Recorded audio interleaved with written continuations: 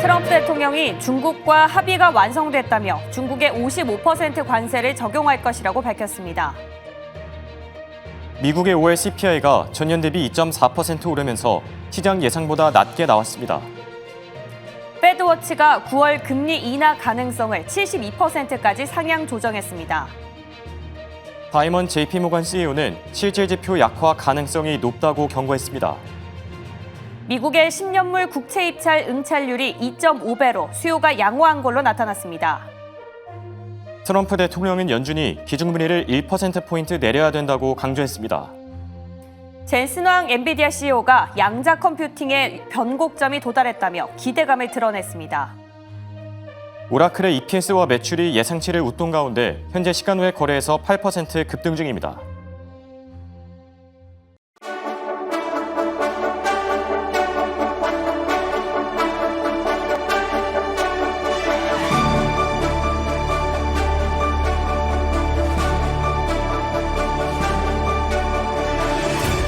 여러분 안녕하십니까? 굿모닝 오늘의 증시 박지영입니다. 안녕하십니까, 홍성진입니다. 자, 미국과 중국 간 합의도 어느 정도 도출이 됐고 5월에 CPI도 발표됐는데 관세발 인플레이션의 자극에 대한 불안감은 어느 정도 덜어낸 듯 보입니다.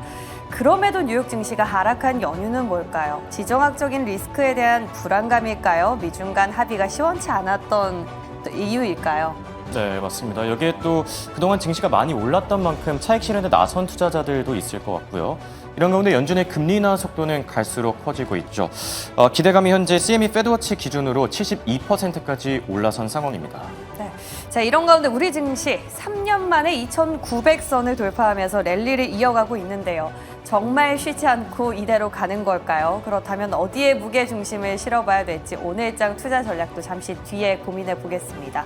네, 그리고 미국 증시의 경우에는 하락세로 돌아섰죠.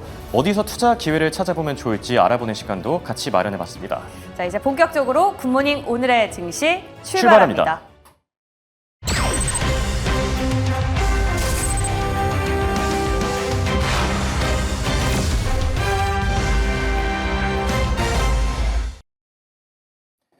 네, 3대 지수의 마감 상황부터 확인해 보시죠. 3대 지수 일제히 하락했는데요. 다우 지수는 약보합권에서 거래를 마쳤고 S&P 500 지수는 0.27%, 나스닥 지수는 0.5% 하락 마감했습니다. 사실 장 초반부터 보던 분들이라면 의아하실 수도 있을 것 같습니다. 장 초반만 하더라도 CPI도 잘 나왔고 미중 무역 협상도 예상보다 잘 진행이 됐는데 왜 이렇게 돌연 하락한 걸까? 외신들마다 조금씩 다른 분석들을 내놓고 있는데요. 우선 관세 협상이 끝나긴 했지만 불확실성이 아직은 남아있다라는 지적들도 나오고 있고요. 또 일각에서는 중동 지역의 긴장감, 이 지정학적 리스크를 지적하는 것도 있었습니다. 실제로 국제유가가 밤사이 4% 이상 급등했었죠. 이라크 쪽에 있는 미국 대사관의 대피 명령이 떨어졌다라는 얘기가 나오면서 국제유가가 급등을 했고요.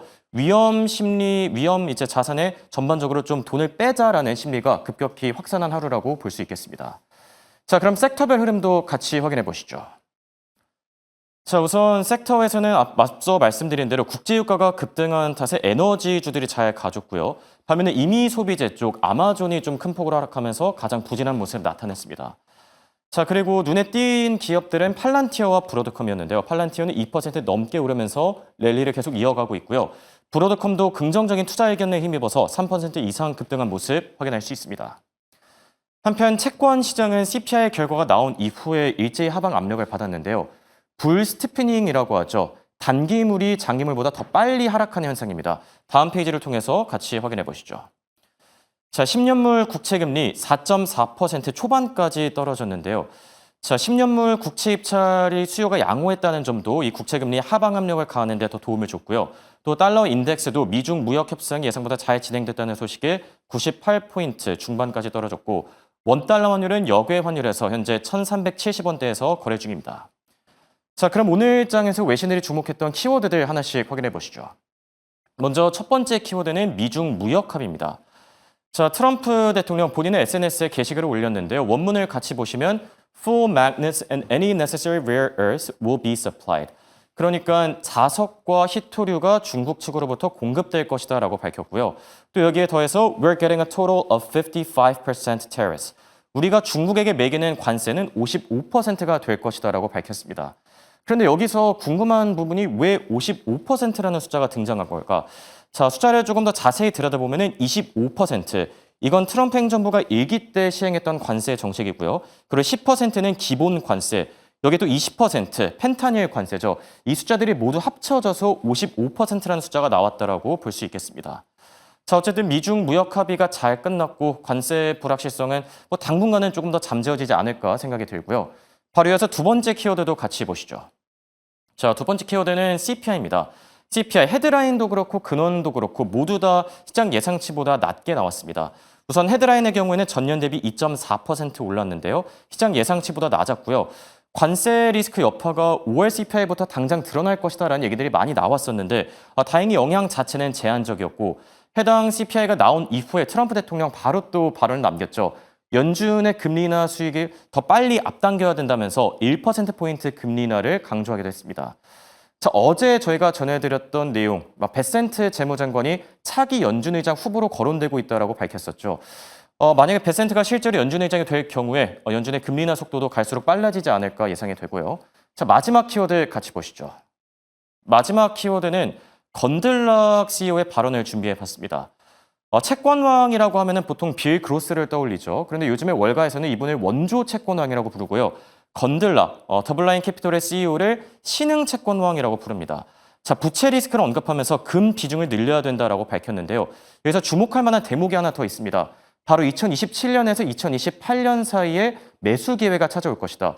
그러니까 내후년에 좋은 매수 기회가 찾아올 것이기 때문에 지금부터 금 비중을 좀 더 늘리고 현금을 가져갈 필요가 있다라고 밝힌 점까지 투자를 하실 때 참고하시면 좋을 것 같습니다. 자, 이렇게 세 가지 키워드에 대해 살펴봤고요. 더 자세한 기업 이슈들 김효수 아나운서와 체크해 보시죠. 네, 밤사이 나왔던 종목별 이슈들 체크해 보겠습니다. 먼저 테슬라 같은 경우, 테슬라와 마이크로소프트 같은 경우 오르면서 마무리가 됐지만 나머지 5기업들은 각 약보합권으로 장을 마무리했는데요. 테슬라 장 초반 3%대 오름세를 보였지만 이 비중을 축소하면서 오늘은 0.12% 오른 채로 마무리했습니다. 엔비디아 같은 경우 수출 규제에 대한 우려 때문에 약보합권으로 장세를 마무리했는데요. 하지만 엔비디아의 CEO, 젠슨 CEO가 양자 컴퓨팅에 대해서 이제는 변곡점이 올 것이다라고 발언한 데 힘입어서 오늘 양자 관련주는 폭등하는 모습을 보여줬습니다. 마이크로소프트 같은 경우 어제는 약간 숨고르기 장세를 이어가더니 오늘 다시 한번 상승하면서 52주 신고가 계속해서 경신하고 있습니다. 그럼 다음 장 통해서 테슬라 이슈부터 체크해볼까요? 정말 이 둘이 싸운 지 얼마 안 됐던 것 같은데 벌써 화해를 했습니다. 일각에서는 둘이 연애하는 것이 아니냐 이런 이야기도 나오고 있는데요. 이 둘 사이의 발언 한번 정리해 보시죠. 테슬라는 결국 상승하면서 마무리해 줬습니다. 일론 머스크 CEO X에 정말 여러 가지 글을 남겼었죠. 이 베센트 재무장관을 차라리 대통령에 올려야 한다 이런 이야기도 남기기도 했는데요. 하지만 최근 게시글을 모두 삭제하면서 지금까지 남겼던 게시글에 대해서 좀 후회된다 이런 이야기를 덧붙이기도 했습니다. 이걸 전해들은 트럼프 대통령 백악관 측에서는 속보로 이 사실을 알렸는데요. 머스크의 사과에 대해서 어떻게 생각하느냐 이런 물음에 매우 좋았다라고 이야기하고 있습니다. 로이터 통신도 한 가지 보도를 내놨습니다. 이 측근들에 따르면 머스크 CEO가 관계 회복을 간절히 원하고 있다 이런 발언들도 속속들이 등장하고 있습니다. 이런 가운데 한 가지 이슈가 등장해서요. 한 가지 체크하고 넘어가겠습니다. 테슬라가 로보택시를 앞두고 프랑스에서 소송을 제기당할 우려가 있다라는 부분이 밤사이 전해졌는데요. 이 사진은 사실 관련이 없는데 한 가지 가지고 와봤습니다. 일론 머스크 CEO 정말 이 회사 외의 문제로 참 떠들썩한 이슈를 만드는 CEO죠. 이전에는 나치 관련한 경례 동작을 취하면서 이 관련된 우려를 부각시키기도 했습니다. 이번에는 어떤 소송에 대한 제기가 되었느냐? 프랑스 운전자들이 테슬라를 상대로 소송을 할 것이다라는 건데요. 프랑스 운전자들이 파리 상사 법원에 소송을 제기하겠다라고 이야기를 한 겁니다. 일론 머스크 CEO의 극우적인 언행과 이런 행보들에 더불어서 테슬라를 더 이상 탈 수가 없다라고 이야기한 것으로 전해지고 있는데요. 그럼 일론 머스크 CEO의 좀 돌발적인 언행들이나 행동들이 왜 소송의 이유가 될 수 있는 걸까요? 프랑스 민법에는 약간 재미있는 과닥이 하나 있습니다. 판매자는 판매한 물품을 평화로운 사용을 고객에게 보장해야 한다라는 민법상의 사항이 하나 있기 때문인데요. 이 부분 때문에 테슬라의 주가가 흔들릴지도 계속해서 지켜보셔야겠습니다. 또 어제도 전해드렸다시피 로이터 통신에서는 중국의 전기차가 테슬라의 우위를 위협할 수도 있다 이런 말도 나오는 만큼 이번 달 예정되어 있는 로보택시에 대한 기대감까지 챙겨가 보시기 바랍니다. 그럼 다음 장 통해서 양자컴 말고도 폭등했던 원전주 한번 살펴보시죠. 오클로가 드디어 잠정 계약에 성공을 했습니다. 2년 동안의 지연 끝에 이루어진 정말 달콤한 성사 소식인데요.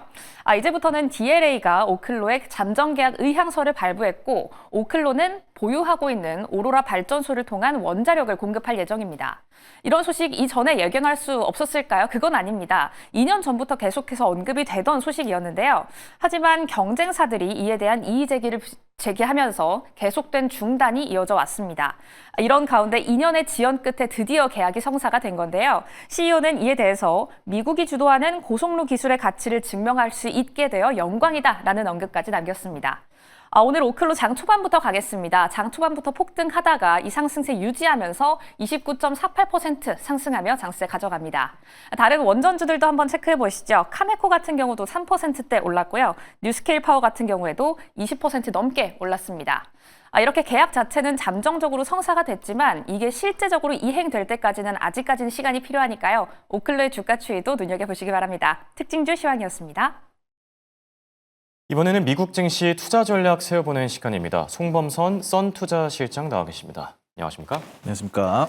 자, 밤사이 미국 증시 아쉽게도 일제히 하락 마감했는데요. 한 줄 평을 내려주신다면 어떻게 해석할 수 있겠습니까? 네, 관세 우려는 한층 완화되고 있다고 보고 있습니다. 관세 우려는 한층 더 완화되고 있다. 그렇게 생각하신 이유는요? 여러 가지 좀 미국과 중국 네. 지금 관세 관련해서 계속 협의 중인데 그런 부분들이 예상보다는 좀 잘 풀어지고 있는 시점이고요. 또 그 밖에도 이제 보시면은 미국 재무부가 다른 나라에도 보시면 무역 협상 이런 것들을 성실히 임하게 되면은 그렇죠. 상호 관세를 7월 9일 이후로 연장할 수 있다라고 언급을 했죠. 그렇기 때문에 유럽 연합 같은 경우 EU가 이제 50% 관세가 7월 9일입니다. 그리고 일본 같은 경우는 이 관세를 협상하기 위해서 5번 5차 협상까지 했죠. 근데 이제 6차 협상을 하고 하는데 아직 뭔가 잘 안 풀려지고 있어요. 합의점은 못 찾았다 이러고 있는데요. 그렇죠. 자, 그럼에도 불구하고 협상을 좀 열심히 하게 되면은 7월 9일까지는 열려 있다라고 했기 때문에 좀 다시 한번 좀 어느 정도의 이런 계기가 되지 않나. 사람들 다른 나라 국가들의 이런 것들 열려 있는 것들로 보여지고 그래서 네. 일단은 뭐 중국이 55%로 관세가 이렇게 좀 되기 때문에 예전에 뭐 가장 높게 책정받았던 145%보다는 많이 좀 완화됐다. 이런 측면으로 보여지고 있고요. 네. 이런 점들이 전반적인 글로벌 증시에 좀 완화되는 분위기상 나스닥은 좀 하락하긴 했어요. 네. 그래서 뭐 이런 것들이 어느 정도 선반영되기도 했고 수급적인 부분들이 그동안 좀 많이 오르기도 했었죠. 네, 그렇죠. 나스닥도 2만 포인트 전 고점 부근까지 최근에 또 회복을 했기 때문에 그렇죠. 그런 점들이 약간은 좀 쉬어가는 증시 현상을 좀 나타냈다라고 네. 보고요. 이런 점들이 그래도 전반적인 글로벌 증시에는 긍정적이다 이렇게 해석할 수 있겠습니다. 알겠습니다. 그리고 또 증시는 하락했지만 긍정적인 요인이 하나 더 있었죠. 바로 CPI입니다. 밤사이 발표된 CPI가 예상보다 낮게 나왔는데 어떻게 보셨습니까? 네, 그렇죠. 뭐 소비자 물가지수 낮게 나오면은 아무래도 인플레이션이 완화될 수 있기 때문에 네. 좀 긍정적으로 판단합니다. 그래서 예상치보다 낮게 나왔기 때문에 그래도 트럼프에게 어느 정도 명분이 생긴 게 아닌가. 계속해서 압박을 하고 있기 때문에 파월 의장에게 얘기이신가요? 인플레이션이 높지 않다. 그래도 그렇죠. 이제 금리 인하를 하자라고 계속해서 말을 하고 있는데 그런 부분에서 이제 어느 정도 CPI가 좀 낮게 나왔던 부분은 금리 인하를 좀 촉발시킬 수 있기 때문에 이런 점은 긍정적인 요소로 해석할 수 있을 것 같습니다. 알겠습니다. 자, 그럼 오늘 장에서 특징적인 기업들 하나씩 체크해 볼까 하는데요. 바로 첫 번째 기업, 브로드컴입니다. 실적 발표 이후에 조금 아쉽다라는 평가들이 나오긴 했지만 어쨌든 글로벌 IB들은 목표가를 일제히 올렸었거든요. 브로드컴에는 어떤 이슈들이 있었죠? 브로드컴은 가장 뭐니 해도 지금 주가가 가장 달리고 있다는 게 특징적인 것 같아요. 네. 엔비디아도 사실 전 고점을 뚫지 못했죠. 그렇죠. 그래서 고점이 $153인데 지금 140달러대에서 머물고 있는 엔비디아의 주가 수준이거든요. 그래서 이 전고점을 뚫고 올라간다는 것 자체가 그만큼 힘이 느껴진다 이렇게 볼 수 있는데 브로드컴 같은 경우는 최근에 6월 4일 날 가장 좀 고점을 찍으면서 올라가고 있는 양상들이고요. 간밤 사이, 그러니까 오늘 같은 경우도 굉장히 많이 올랐습니다. 3%가량 상승을 했는데요. 다른 빅테크 반도체주들이 좀 쉬어가는 양상이었어요. 근데 이제 그래서 나스닥이 좀 하락을 했는데 그래도 브로드컴은 긍정적인 역할로 좀 올라줬다라는 점이고 이에 따른 것들은 뭐 최근에 이제 필라델피아 반도체 지수가 올라가고 있는 양상들인데 어떤 측면이면 아까 전에 말씀드렸던 것처럼 중국과 미국이 이제 협의를 하고 있는데 중국에서는 히토류 카드를 내들었죠. 히토류를 판매를 하겠다. 그동안 이제 갈등 때문에 무역 갈등 때문에 이제 히토류 거래를 안 하겠다. 뭐 이런 식으로 나오다가 히토류를 공급하겠다. 중국은 히토류 매장량이 엄청나게 많죠. 미국이 가질 수 없는 어떻게 보면 그런 원자재 히토류가 중국에 있다 보니까 미국도 원할 수밖에 없습니다. 히토류는 여러분들이 굉장히 필수적인 자원이에요. 그래서 이런 뭐 스마트폰이라던가 노트북 이런 전자기기에 들어가는 게 또 히토류입니다. 그래서 이거를 수입을 안 할 수가 없는 비싸게라도 사와야 되는데 자 이런 점들이 좀 긍정적으로 중국 입장에서 꺼내든 카드고 미국에서는 반도체를 꺼내들었죠. 그래서 반도체 예전에 뭐 H20 판매하다가 그것도 판매하지 말라고 정부에서 말하다가 이제는 네. 좀 어느 정도 완화될 것 같아요. 근데 아직도 제가 최근에 보니까 H20은 또 아직은 아니다. 그렇죠. 이렇게 말을 하더라고요. 그래서 그거보다 좀 낮은 단을 좀 말하는 것 같은데 어쨌든 전반적인 반도체 시장에 이런 기회는 좀 열려 있다라고 판단을 하거든요. 자 그렇기 때문에 이런 관세도 간밤 사이에 55% 나오고 많이 줄어들었다는 모습들 보면은 이런 점들이 좀 반도체에도 긍정적이다. 그리고 브로드컴은 이 추론형 반도체로서 네트워킹, 뭐 맞춤형 AI, 컴퓨터 칩 이런 강력한 수요가 뒷받침되고 있고요. 주가 수준은 굉장히 좋게 나아가고 있습니다. 그래서 저번에 이제 작년 12월에 있었던 고점 이런 것들을 좀 가뿐히 넘어섰던 최근의 흐름들이기 때문에 저는 주가의 모멘텀, 파워를 봤을 때는 브로드컴이 지금 현재의 반도체 쪽에 뭐 AI 반도체 쪽에 가장 주도주가 아닌가 이렇게 좀 보고 있습니다. 알겠습니다. 자, 브로드컴과 관련된 긍정적인 평가를 내려주셨고요. 바로 살펴볼 두 번째 기업은 아마존입니다. 최근 들어서 인도 쪽에서 입지를 굉장히 높이고 있는데 아마존은 어떤 이슈들이 있었죠? 네, 아마존은 인도 쪽에서 전자상 거래 네. 굉장히 강자가 되고 있습니다. 입지가 커지면서 지금 전체 인도 내에서 전자상 거래가 굉장히 좀 커져가고 있는데요. 네. 이 전체 전자상 거래액의 20%를 아마존이 차지하고 있습니다. 그래서 굉장히 이쪽을 장악하고 있다. 이렇게 좀 해석을 할 수 있겠고 올해 이러한 규모가 1,500억 달러에 달할 것이다라고 합니다. 자, 그리고 이 B2C 시장에서 14% 가량 성장 중이다. 이렇게 보고 있고요. 인도가 예전에는 좀 낙후된 지역도 많고 그런 점들이 있었습니다. 그래서 그런 전자상 거래, 그러니까 온라인 거래 이런 거죠. 택배라던가 이런 것들이 활성화되지 않았는데 최근에 보면은 굉장히 인도가 첨단 산업으로 공가대학 위주로의 육성을 하고 있죠. 우리나라 같은 경우는 어느 정도 공대를 굉장히 좀 약간 선호하지 않는 분위기가 어느 정도 있어요. 아직까지. 근데 이제 인도는 뭐 의대라던가 법대 이런 거보다는 공대 쪽이 굉장히 선호하는 비율이 높습니다. 네. 그런 점을 봤을 때 이런 전자상 거래도 굉장히 앞으로 더 활성화될 것이다라고 봐요. 그래서 이런 첨단 거래가 앞으로 될 것이고 여기에 아마존이 미국에서 잘했던 것처럼 이 인도에서도 정말 잘해 나가고 있는 시점이다. 이렇게 좀 볼 수 있겠고요. 그래서 이제 글로벌 IB 바클레이스도 이렇게 좋게 평가를 내렸고요. 자, 보면은 아마존이 지금 간밤 사이에 좀 떨어지긴 했지만 그래도 전반적인 추세 상황은 양호합니다. 그래서 이런 실적 부문, 앞으로의 뭐 수출 같은 부분들이 좀 긍정적으로 위로 뻗어나가고 있는 시점으로 좀 인도내 강자로 부상하고 있다. 이렇게 볼 수 있겠습니다. 네, 알겠습니다. 빅테크 기업들의 특가 흐름 그리고 특징적인 내용들 확인해봤고요.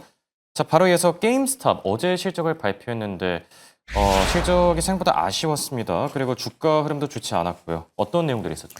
네, 실적 부분은 뭐 영업이익 좀 안 좋게 나왔고 적자로 나왔고 그리고 매출도 좀 떨어졌습니다. 근데 이제 이 EPS, 그러니까 주당 순이익 같은 경우는 좀 괜찮게 나왔어요. 그래서 EPS는 흑자로 나오는데 다른 영업이익이 또 안 좋게 나오다 보니까 이런 점들이 좀 실망감이 있었던 부분이고요.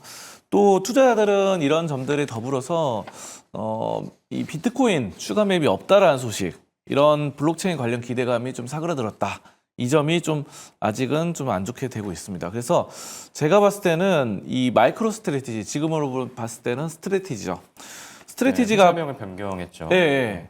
비트코인을 굉장히 많이 사 모았었는데 이런 것들을 뒤를 이을 것이다. 게임스탑이 이렇게 보여지다가 지금 꾸준한 행보를 앞으로 나타낼지 이런 점들이 좀 관건인 것 같아요. 그래서 게임스탑의 본 사업, 뭐 게임을 판매하는 비디오 게임 판매하는 것들은 지금 뭐 미국, 캐나다, 호주, 유럽 등등에서 하고 있는데 그렇게까지 막 잘 되고 있는 편은 아니에요. 그래서 막 성장기에 접어들지는 못하고 있다라는 측면이고요. 이런 것들은 앞에서 아마존에서도 했던 것처럼 이 뭐 게임 시장 자체도 이제 이런 온라인화 되는 것들이 많기 때문에 온라인 시장에서 거래되고 이런 것들이 많죠. 그렇기 때문에 게임스탑을 아무래도 비디오 게임의 그런 지금 화면에 보이시다시피 오프라인 쪽으로 많이 활성화되어 있는 회사죠. 그래서 이런 점들이 막 성장성이 있다라고 보기에는 좀 어려울 것 같습니다. 이 산업 자체가.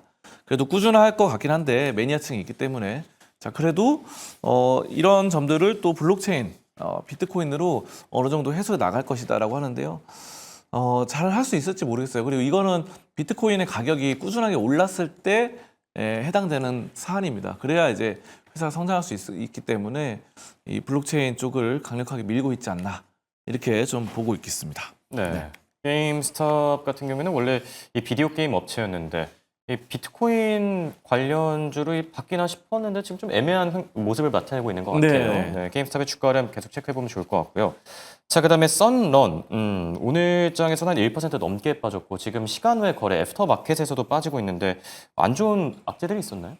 이거는 이제 아무래도 트럼프 악재가 큰 것 같아요. 네. 그래서 트럼프 대통령이 지금 전통적인 뭐 이런 점들, 산업들을 좀 육성하고 있고 화력이라던가 원전 뭐 이쪽을 좀 키우고 있고 태양광이라던가 뭐 풍력 이런 신재생 에너지들은 약간 좀 안 좋게 생각하고 있죠. 그래서 이번에 보면 제프리스 같은 경우도 투자 의견을 보유해서 비중 축소로 하향 조정을 했습니다.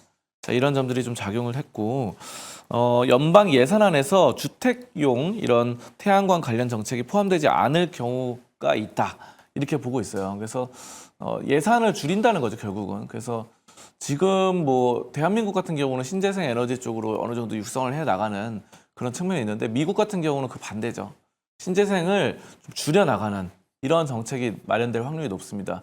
왜냐하면 이런 정책들은 전 정부였던 바이든 대통령이 많이 추구했던 그런 지향점이기 때문에 트럼프가 그 반대되는 방향으로 나아가고 있다 이렇게 보고 그리고 이제 썬런 같은 경우는 이렇게 좀 하락을 했는데 수익성 역시 아직 좀 적자를 기록 중입니다. 그래서 지금 봤을 때는 아직은 좀 고려해 봐야 될 시점이다 이렇게 보고요.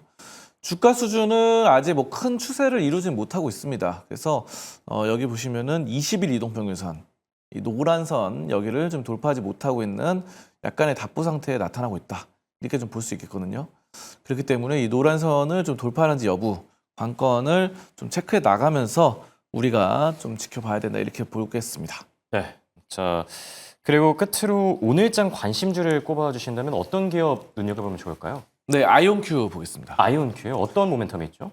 그렇죠. 이 젠슨 왕, 이 엔비디아 CEO가 이 양자 컴퓨터 분야가 전환점을 맞이하고 있다라고 하면서 예전에 했던 말과는 좀 반대되는 언급을 하고 있죠. 그래서 예전에는 양자 컴퓨터가 거품이다 이런 식의 발언을 했죠. 그래서 20년, 30년 걸린다 이렇게 했는데 오늘은 또 긍정적으로 말을 했습니다. 그래서 굉장히 또 전환점을 맞이하고 이런 뉘앙스는 약간 그런 양자 컴퓨터가 도입되는 시기가 시기적으로 좀 빨라질 것이다라는 그런 뉘앙스가 아닌가 싶어요. 그래서 이에 따라서 양자 컴퓨터 관련주가 일제히 동반 강세를 보였죠. 간밤 사이에 어떤 것이냐면은 아이온큐가 가장 사실 대장주고 이 퀀텀 컴퓨팅 그리고 리게티 컴퓨팅 이렇게 리게티와 세 가지 종목들 다들 좀 좋게 나타났는데요.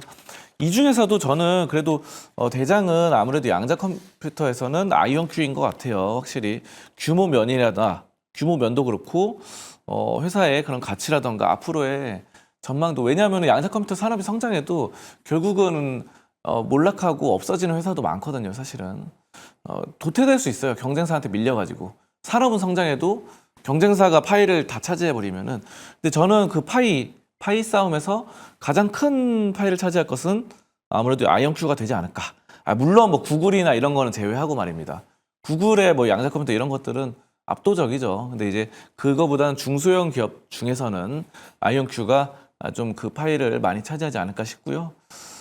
그래서 저는 이런 점들이 지금 어느 정도 추세도 완화되어 가고 있어요. 아이온큐가. 그래서 이런 점들에서 아이온큐가 $40를 가뿐히 좀 지켜줄 것이다. 이렇게 좀 보고 있습니다. 알겠습니다. 자, 오늘장 관심주까지 잘 들어봤습니다. 지금까지 도움 말씀의 송범선 실장이었습니다. 감사합니다. 감사합니다.